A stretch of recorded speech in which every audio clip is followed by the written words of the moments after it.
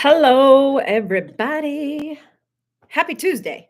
It's Halloween week. I know everybody is gearing up for holiday season, just in general.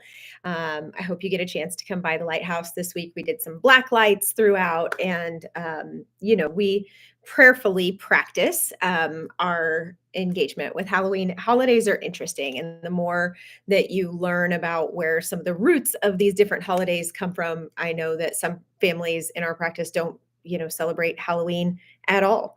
And a really good friend and practice member the other day posted, some of the marketing ploys behind Christmas, right? I think we live in this time where now, due to social media and things like YouTube and conspiracy theories that have led down all these rabbit holes, we're learning more and more about the things that we've been taught, and that maybe not all things are as they appear. But I really like Gary V's approach to, when they ask him, like, talk to us about the negative implications of social media. And he says, I don't think social media is inherently bad. It's our relationship with it. It's the way that we use it or overutilize it.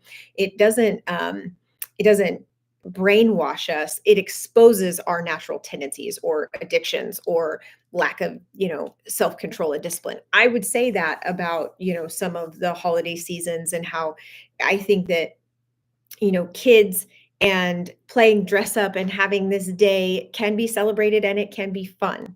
I can also see the marketing campaigns across all of, our stores, and the sugar consumption, and what then gets labeled as flu season, but is really just this, okay, we're not getting as much physical activity, we're not getting as much vitamin D, we're transitioning into um, doing, we're way more indoors, they're in school kind of passing, things around. And then you overutilize all this sugar, and boom, it's cold and flu season. But is it these germs that are bad, or is it less sleep? Is it poor diet? Is it over sugar consumption? Is it stress? Is it lack of rhythm? So that's what I want to talk about today: is sugar, stress, and rhythms, particularly framed around holidays, this election coming up, the big one and all the little ones, and the importance of rhythm, because this week we'll have a time change. And like it or not, because I mean, we are a part of our society matrix, and as much as I just dread these, and when you study the roots of daylight savings time, and just that maybe, why there's a reason that these states are opting out of it and stepping away from it, because the science doesn't back it up. Like it or not, it is what it is. And so how do you tune yourself? Because there is a way to live free and sovereign and empowered while still existing under some of these society matrix. Going back to, you know is Halloween good or bad? I think that depends on you, and I think that depends on your involvement with it. And so my daughter and the boys, we had sit downs. We do switch. So we take the candy and we switch it out. Um, and we'll get into this a little bit more, but even down to like the costumes and things, they know that I have rules on what they can and can't do. And I just create conversation, like, do you think this is a good thing to dress up as some of these like devil and demonic things? Probably not. But it stimulates conversation, because I don't just want to put rules on them. I want them to critically think about it. So I would love to hear your thoughts on Halloween, because even just over these last few years, again, as like the more the more is unfolding for everybody. I've seen a big shift in our practice of how many people have told us over these last few weeks that we don't practice Halloween, we don't celebrate Halloween. Um, and then, there's roots under the Thanksgiving celebration, and there are roots under the Christmas celebration. And I like conversation and I like community. And the reason that I'm doing these lives, yes, I share my opinions, but they're not to make my opinions your opinions. They're to create conversation and create space where you might not even know what I'm talking about, but we can share different links, and we can learn together, and we can navigate it together, because we are living in fascinating times that I believe God is walking with us through to become more empowered, to become, more faithful, to become more rooted, not less. And so let's jump in. Let's talk about how we stay healthy, how we stay happy through this time. So specifically this week's Halloween week, it's sugar central. If you're going to go trick or treating, If you've already been to some trunk or treats, like it's inevitable that you're going to end up with these massive bowls or spreads of candy somewhere. And I first just want to talk about, sugar in general. So we know that the consumption and overconsumption of sugar in our society is highly linked to almost all chronic diseases, which, stem from obesity, diabetes, poor metabolic health. That book by Casey Means called Good Energy. I hope you've read it. We're learning that instead of waging wars on these diseases, if we just build better practices to give our bodies good energy and help it heal itself, if we just limit the man-made substances that we're consuming and practice the simple things, diet, exercise, sleep, hydration, those consistently over time are what build health, instead of yo-yo diets that tend to also come up this time of year. And it's like everybody runs so hard through these last few months of the year, get sick, fall off. January 1st hits, we play the New Year's resolutions game. What if we just start now? What if we go, with just this awareness that maybe we shouldn't overconsume some of these products? The high consumption of sugar tags into our rates of depression, anxiety, mood swings. So when we're sending our biochemistry in this yo-yo of, insulin and sugars and man-made synthetic, substances that are in all these candies, it's not going to make us healthy, right? They estimate that only 1 in 10 adults, the CDC says this, 1 in 10 adults are getting adequate fruits and veggies on a daily basis. And this then tags into, it says 77% of their International Food Information Council said that they would like to make better health choices during the holidays, but that they know that they don't. 77% of people recognize that this season wrecks us. And so what can we do, right? We can limit it. I'm a moderation over deprivation person. I like my Heath bars. I like the almond joys. I'll pick a few out. I am not perfect. My family is not perfect. We don't go crazy. And yet we have, that's the switch, which we grab a few, we have them in moderation over time, and then we gift other stuff away, or we, throw it away. And we do it as an act of reverence, right? We understand, like, we're going to celebrate this together, and we're going to be, good to our body temple by saying we're going to get rid of all of these things. So think moderation. I'm not saying end everything you've ever done. My dad's side of the family is Hispanic. Food is a love language. It's I look at some of the things that we eat at Thanksgiving and Christmas and throughout these times, or when, really good friends and patients make us cookies and cakes. Like, I love that. Are they perfect in their ingredients? No. Were they made with love? Yes.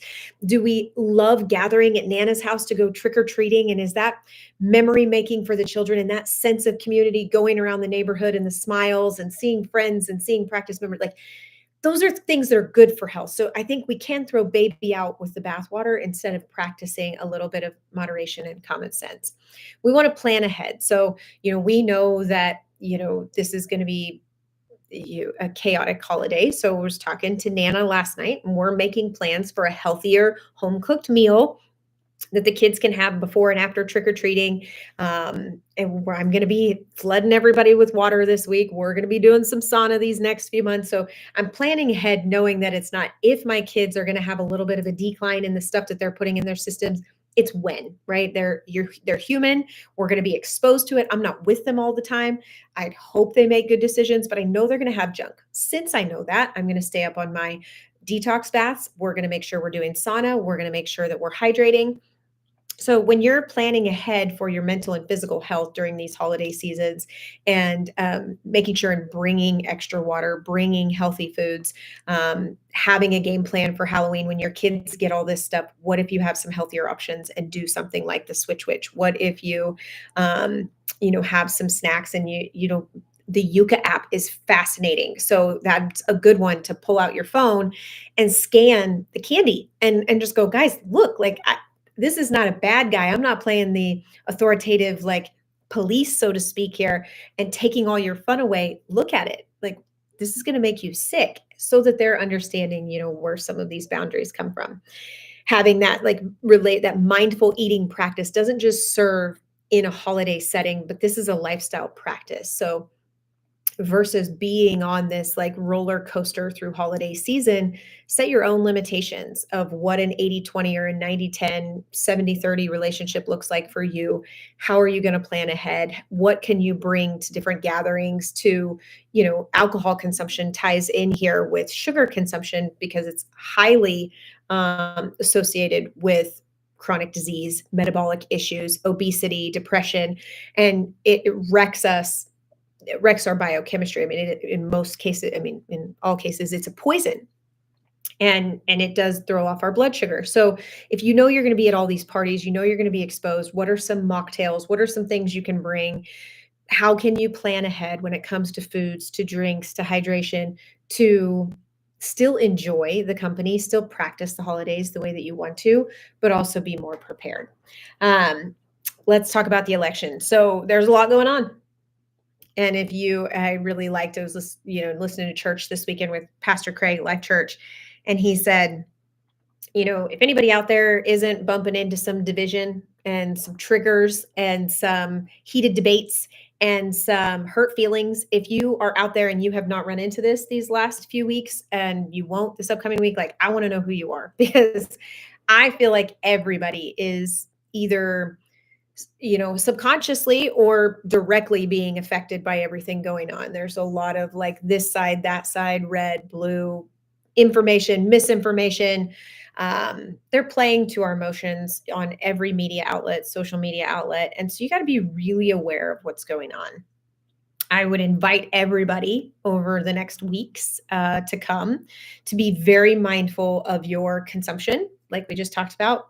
But that goes now into digital consumption. So, the University of Pennsylvania put out a really good study about reducing social media use to less than 30 minutes a day. I would venture to guess that there are a lot of people right now who are getting way more scrolling and way more engagement on the social media and CNN, Fox News threads right now than 30 minutes. So I think knowledge is power. And again, back to Gary Vee, I don't think that media and social media maybe are inherently bad, but it's the way we engage or rely on it or feed into it and what our reaction is. So when we have a really tuned, steady nervous system, then we can respond to things going around us. We can engage in this time of what's happening with the election and what will come in these days ahead of us.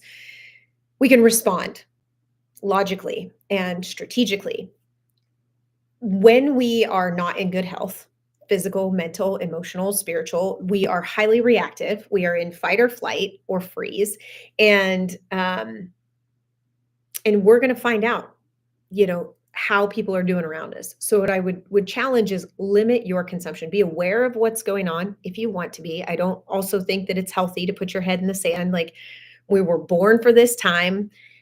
I love the idea on a grand consciousness level that we either believe that life is happening for us or to us. We either believe that miracles are unfolding every day or that they aren't, or that even worse, it's the glass half full, half empty. I believe if things are happening, they're meant to happen. I believe although they are difficult and triggering and challenging on every level, I think we're living in exciting times. We are living in times of massive change, individually, collectively, globally. But I'm also optimistic of what this is opening up for us. I'm also very anchored now more than ever to my prayer time, to my mindfulness time, to getting centered that no matter what's going on out there, God's got my back. And we now more than ever as a family need to say those prayers daily and need to have the discussions daily and weekly of what's going on and how it actually affects us, because it does. It does influence the world that we're living in. And sometimes we can blow these things up when we have a chaotic nervous system and make it feel like the saber-toothed tiger is about to take a chunk out of our, like, our skin right then and there. Like, it gets so big. And I've had this discussion, when people come in the office, I just say, like, this is sanctuary. I know everyone's got their political beliefs right now. the thing I'm watching is that it's not running your brain, that it's not running your nervous system, that you can stay rooted no matter how chaotic the world out there looks. So I would look at your media consumption, your mindfulness practice, your prayer practices, and staying connected with community. I mean, I think we have to engage and disengage right now, but stick to the people that you love, and make time for your kids and your significant other, and don't isolate yourself, but also know when to just exit conversations so that you realize, like, I have a choice on whether I take this to a level 10, or if I just pray for this person across from me, pray for this post. I don't have to get, into it and become combative. We have choice.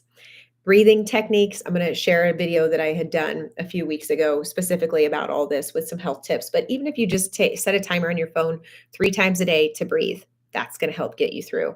The end of the night, just, saying thanks for today, help us tomorrow. And the only way out of this time, this election time, is just like what we went through in 2020 or 2016 or all the other times before that have been hard. The Spanish flu, the Great Depression, the crash in 2018, like 2008, whatever you want to reference. Like, humanity has been through things before, and yes, we have big challenges on the table right now, but we've navigated every day before us, and we will get through this. And I anchor in that ADIO, from above down, inside out. Like, I just, anything that feels too heavy to carry in my body, to carry on my heart, to carry in my spirit, I literally go, okay, Jesus, okay, God, like, help me out. Like, because this is out of my spiritual pay grade, and I need some help feeling like I'm carrying it. I need some help feeling like there's darkness for my family or these kids or my practice members or finances or whatever's weighing on me. That's a time to offload it and strengthen my spiritual resolve by calling on help from, in my opinion, the only source it ever truly comes from.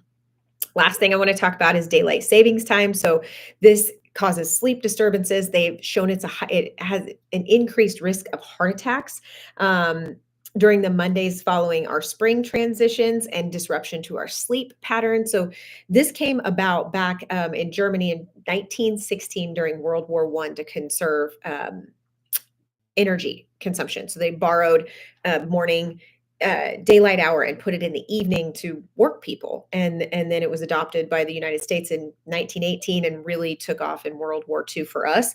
And we've just never, as a whole, gotten rid of it. But like I referenced earlier, there are multiple people, multiple states using Congress to disassociate with it because of things like this. It wrecks our sleep patterns. It shows a higher risk of heart attacks, higher incidence of accidents. There's a uptick of 17% in the week that follow due to reduced alertness, which is crazy. A lot of these actually are worse in the springtime, but even being in the fall, like, we feel the abrupt shift of this, even though it's just 1 hour. Associated with mood disorders, it impacts the nervous system. It affects cognitive performance. It takes an adjustment period. So be really graceful with yourself over these next few weeks. It's very interesting that we would have this right before the election. So then it throws our rhythm and our hormones and our, circadian rhythm off. And this affects our kids. So everybody's just kind of colliding energetically too. So be aware that it's not just you, it's everybody else. Be extra kind to your kids, be extra kind to your significant other, your friends, your family, your colleagues. They might have a higher, sensitivity than you do. They might have less regulation in their nervous system. So grace is the name of the game over these next few weeks. If you are somebody that is sensitive to this, I highly recommend light therapy. So you can get like the safe UV boxes and get 20 to 30 minutes of those lights. I can share some Amazon links to the ones that I recommend for practice members. Make sure you're getting regular exercise, even if it's only 30 minutes, a couple times a week of mild to moderate, a good walk, go to the Y, get moving. The hits of dopamine and oxytocin for your brain, they also help you regulate. They're going to help you sleep better. They, optimize your HRV, which I'm going to talk about next week, actually. Try your best to stay in a consistent routine. Same for the kids. There is this grace period that we have, but routines are crucial to neurodevelopment, to your immune system, to your psyche, to your, physical well-being, your mental well-being. So have a game plan for how you're going to transition into the fall and into the winter. What time do you want to get up? Backtrack it. What time do you need to go to sleep? Then what time do we need to do meals? I know winter sports get really challenging. We don't get home till wrestling. So I have to be really mindful of when I'm feeding the kids and how I'm bathing them and getting them up. So you got to have a good, healthy family routine as you make the choices of what you're engaging with here in the winter. Stay socially connected. That's huge for those of you that struggle with the seasonal affect disorder. Don't get isolated during this time. Go have meals with friends, go to a movie, find little things that you can do each week so that we don't kind of hermit in. We are social beings. Our sense of belonging, if you look at the chart of Maslow's hierarchy of needs, safety and a sense of belonging are above food, right? Like, I mean, we would prioritize those things and that sense of community above the air that we breathe sometimes. So if when we isolate, that puts us in a depressive state. So stay engaged. We talked about some, breathing, set a timer to do some breath, look up breath work exercises here on YouTube, check out a Mobby, go do a breath class. They're huge for making sure that we're oxygenating the brain, that we're taking time to breathe through the stresses of this season that we know are coming. So again, as I referenced, part of what we got to be aware of with this rhythms in the time change in the winter season is disruption to our sleep patterns. So have a game plan. Disruption to our physical activity in not being outside as much. So have a game plan. Try to set some goals for yourself and your kids. If they're not getting as much outside time at school, what are you going to do about it? And we can't just be victims of the day to day. We've got to come up with game plans of how we're going to keep our people healthy. Talked about nutrition. Be aware of your sugar intake. Be aware of, I like the rule that's just, did God make it or did man make it? I want to eat more of what God made. I want to eat the wholesome things, the homemade things. I want to go for the sourdough bread instead of the traditional bread. I want to go for the soups and stews instead of, boxes and cans. I want to, get the comfort foods in and staying up on fruits and veggies instead of opting for convenience. You just look at those things and how you can properly plan into the season. And yeah, I mean, just doing what's best for your family. There's a lot of chaos in the collective system right now, and we're not all going to do it the same way. And so, um, you know, we can stand our ground in times such as these and pray for the brothers and sisters around us. We can seek the truth and speak the truth with kindness and grace and compassion. We can practice peace when it is very tempting to go to war. We can expect miracles instead of chaos. We can use this as a season for growth instead of sickness and flu and colds. You have every single day choices to make. And the whole goal of these live videos is to share some of the topics. So the reason I'm talking about sugar is because it comes up left, right, and center every year this time. The reason I talk about sleep is because I believe that's why I watch so many kids and families get sick because their sleep patterns, rhythm, and routine go to pot this time of year. The reason that I'm talking about stress is because I think it's the thing that kills and siphons our energy more than anything else in our culture right now. And you are the master of your fate. You are the decider of your destiny. So, regardless of any negative stat, any negative media, any election chaos, any, whatever about all the different holidays and conspiracy theories and all the whatever's over here, I believe in you. I believe in God. I believe that we were, chosen to be the ones on planet Earth at this time. I believe our time here is short. So let's have some fun while we're doing it. And, just get a little bit better every single day. And when we fall off track, not if, but when we fall off track, when we don't eat great foods, when we don't get our exercise, we don't drink enough water, start again the next day. And, that whole grace, kindness, and compassion thing, you might need to use a little bit of that for yourself as well. So thank you for joining today. Feel free to add your comments, your questions, your links. Again, I hope these are, places for discussion and sharing as well. I'm just opening up conversations that are happening in the practice, but trying to open it up here so that it's shareable, so that it's a way to take all the little micro individual conversations and put it in a place where we can all join in together. So I'm praying for you. I will be on next Tuesday, which will be a big day here for humanity, and so we're going to do a little collective prayer together next Tuesday and talk about HRV and take this stress conversation a little bit deeper, because heaven knows we're going to need it. So I'm praying for you. I believe in you. I believe in us. And I believe that our brighter days are ahead of us, not behind us. So if we can support you in any way, don't you hesitate to reach out. I'll see you soon.